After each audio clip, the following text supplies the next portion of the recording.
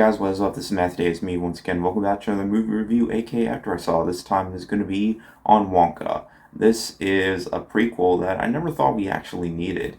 This movie comes to us from the director of Paddington 1 and 2, Paul King, and it stars Timothy Chalamet as Willy Wonka himself, who moves to a town to sell his chocolate to the world, but there are people that are after him because of how good his chocolate is.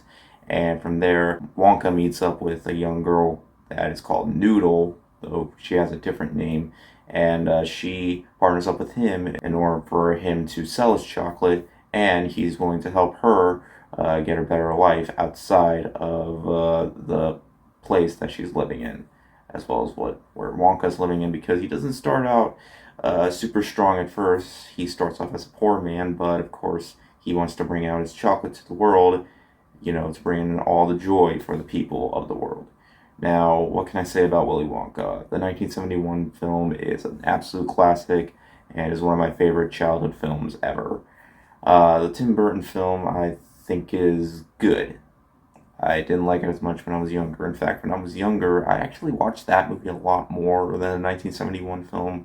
I don't know why I did. I guess maybe it's just due to the fact that when I was younger, I preferred newer things rather than older things. I don't know, but nowadays I just prefer watching the 1971 film because even watching it to this day, those scenes, man, the tunnel and all that, it's yeah. I mean, not to say that the Tim Burton one didn't have its own share of odd vibes to it, but yeah.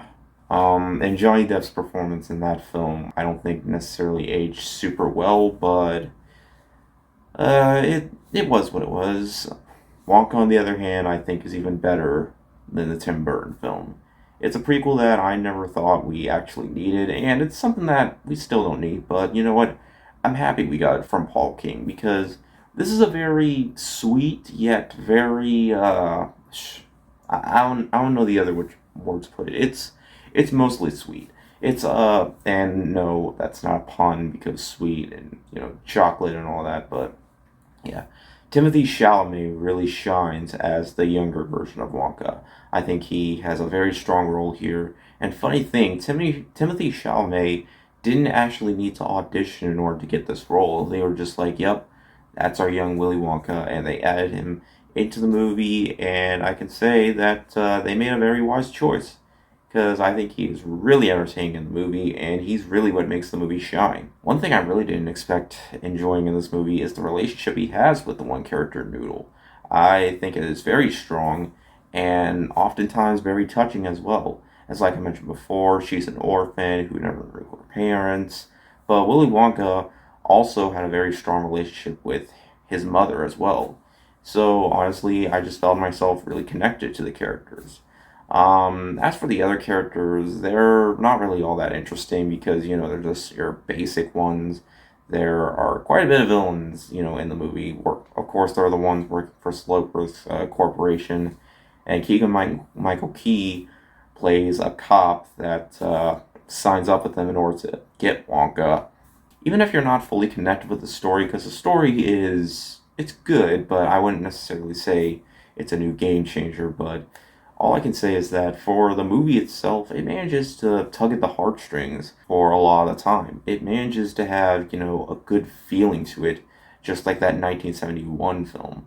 And it manages to have a bit of darker themes to the film, probably not as much as in, with the whole tunnel scene and all that. What I really like the most about Paul King's direction is how he manages to put a lot of wholesomeness into it, because there are a lot of family films out there that just managed to focus more on just entertaining more of the children. And while this movie will definitely entertain young children, and there will be some enjoyment from the adults as well, it's just the type of film that I feel like is just worth watching for the holiday season if, you want to get your family together and watch a... Oh yeah, I almost forgot to mention that.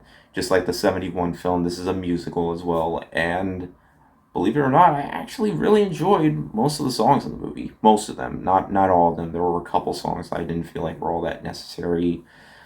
But if I'm being honest here, and I can't believe I'm about to say this, but I honestly like the songs in this movie more than the songs in Wish. Yeah, I said it.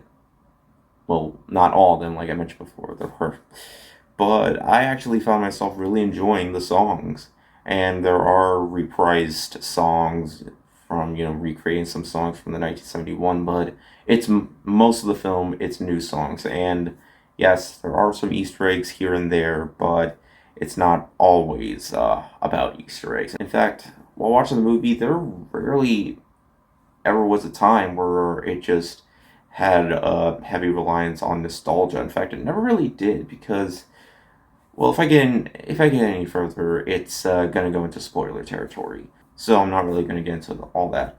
All I'm gonna say about this movie is that I found myself having a really good time with this one. Timothy Chalamet is really strong as the role, and the movie has such a good heart to it, and it manages to be both a very entertaining and fast-moving time because this movie, while almost 2 hours long, didn't really feel that way.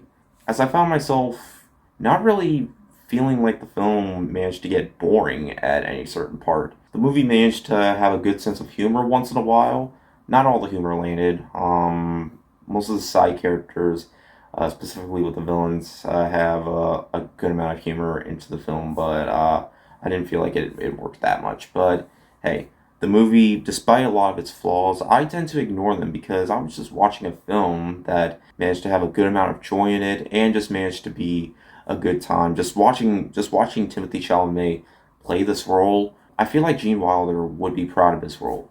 The setting is gorgeous, and while there are moments of CGI that can be noticeable with some of how the chocolate plays out, because you are going to see that in the movie, it was honestly really hard for me to hate on the film because it just managed to win me over by the end of the film, especially with its ending. I'm not going to spoil it for you, but yeah.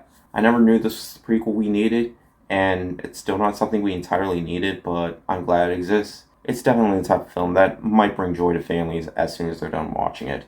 And if there was a word I would describe the film, it would be scrumdiddlyumptious. I feel like when people go out to see this movie, they're going to buy a lot of candy, so it's a great enough film to, want people to buy more candy at the movies. That might not be good for their health, but I didn't get any candy while watching the movie because I've been taking a lot of things out of my diet, and I might get into more of that later in the future, but as it stands right now, I'm not really gonna get into all that. But yeah, anyways, I recommend checking the film out this holiday season. So yeah, anyways, thank you guys so much for watching, and I'll see you guys later. Word out.